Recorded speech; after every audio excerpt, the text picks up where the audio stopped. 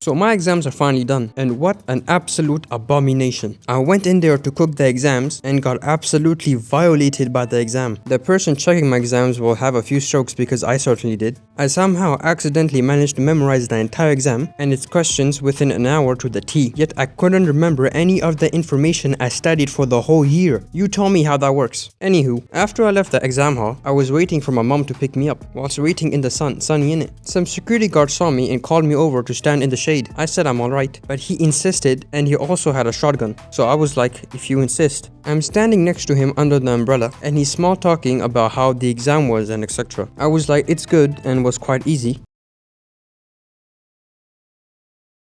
Then a group of guys walked by and the security guard whispered to me, yo, check out that girl. And I'm like, huh? What? I didn't see no female around. Then he said, look right. And in that group of guys was a girl who I didn't even realize was a girl on some camouflage thing. And then the security guy goes on to talk about how this country is ruined and has lost its sanity. Can't lie, he got a point. So I'm just nodding my head and agreeing with whatever he says. Then he asked for my opinion and I'm like, yes, of course, oui, bien sûr, bilkul, bilkul. He goes on to talk about how this country has lost its faith. And then he says, who are we to judge others? We should look at ourselves before looking at others. Pure philosophy. Then some random guy pulls up asking to go inside the building where I just had the exam, and the guard just tells him to go ahead and opens the gate for him. Then the guard sits back down and suddenly gets back up, and then he says, I got to make sure he doesn't detonate a bomb.